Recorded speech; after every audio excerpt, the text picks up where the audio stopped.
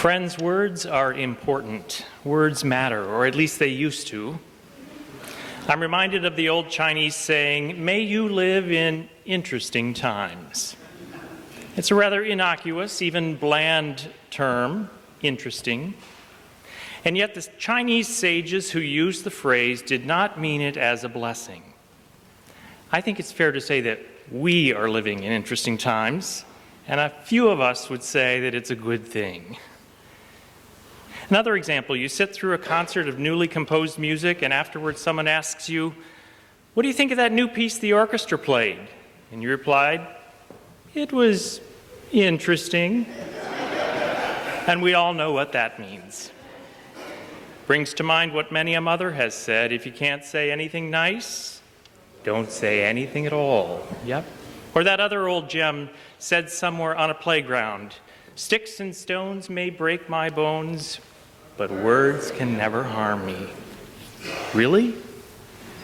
Actually, words are very important. They matter, perhaps now more than ever. So here's another word for us: community. A rather innocuous, even bland word, community. And yet we know that the word community is important. It matters.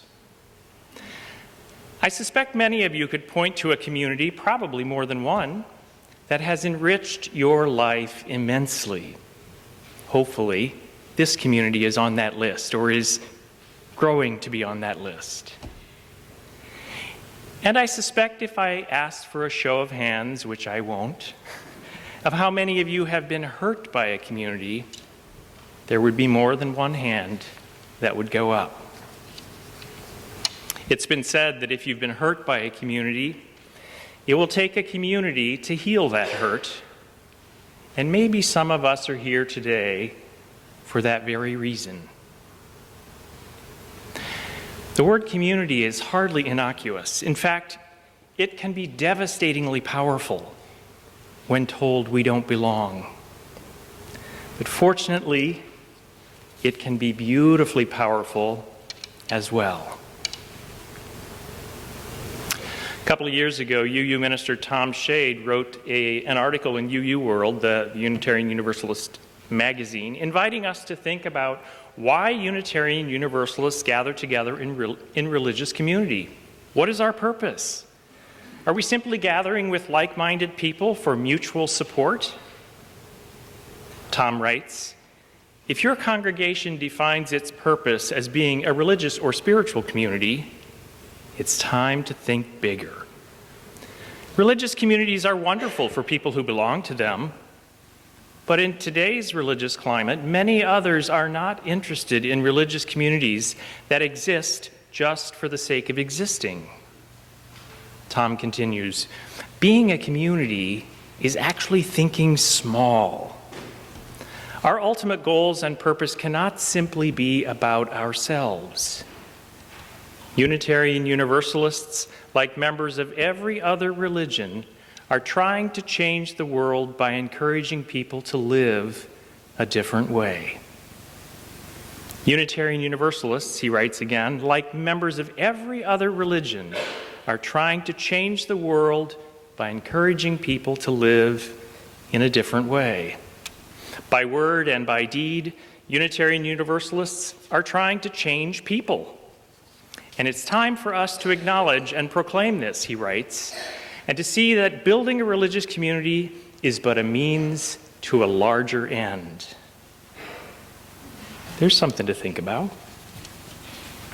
Some years ago at the Unitarian Universalist Congregation of Phoenix, where I was introduced to UUism, Senior Minister Susan Frederick Gray challenged us to think about our congregation's purpose.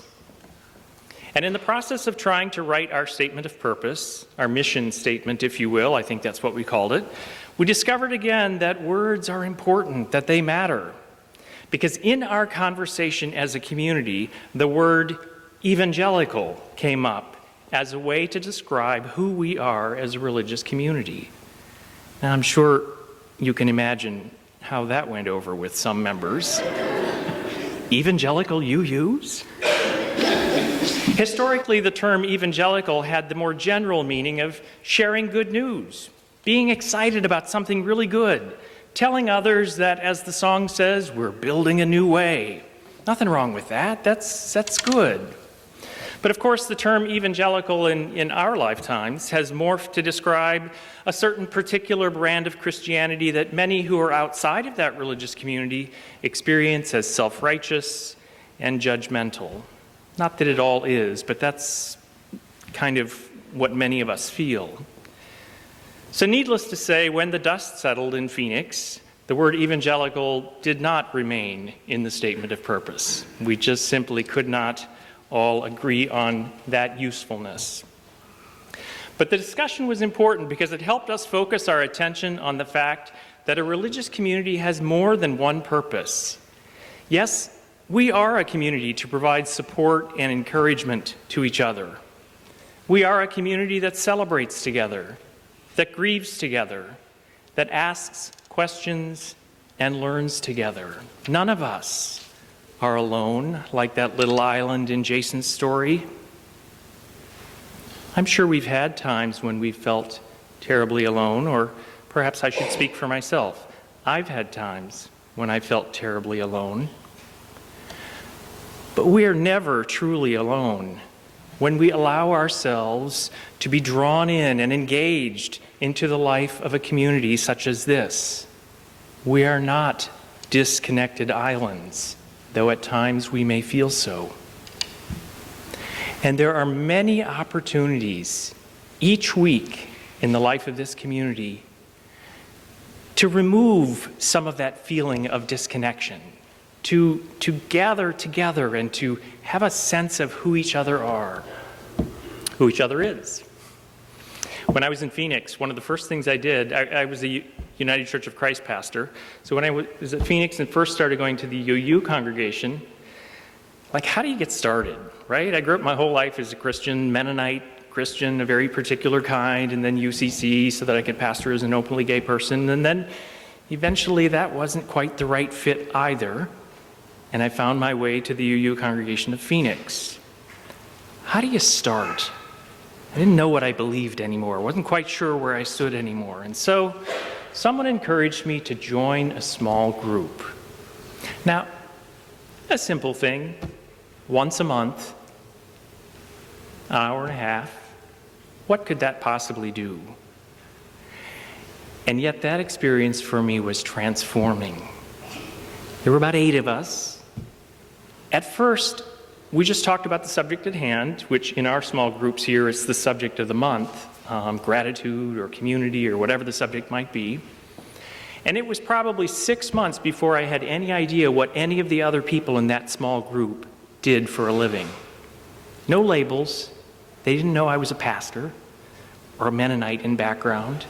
They didn't know that at the time I was working in a memory care community. I didn't know that this was an architect and that was a nurse or a mason. We got to know each other by talking together about things that mattered in our lives, about grieving, about joy and what that looks like. None of us is ever alone like that little island in Jason's story. And neither is this community as a whole alone. Unitarian Society of Germantown is not a disconnected island. We are trying to change the world, Tom said, by encouraging people, starting with ourselves, to live in a different way.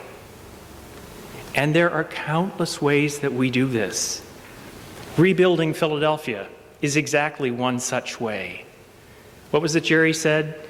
He experiences his spirituality while rebuilding houses. Yeah, out there. Yep, in service. Not necessarily here, although hopefully we find some of that here too. There are so many ways, if you glance at your order of service and look down through, there are so many ways for us to become more fully engaged in the life of this community and in the life of this community out there. So many ways in which we can encourage people, starting with ourselves, to live in a different way. We are building a new way. And in these interesting times, it is more important than ever that we recognize and nurture this community for ourselves and for the larger world, because we are in this world together. May it be so.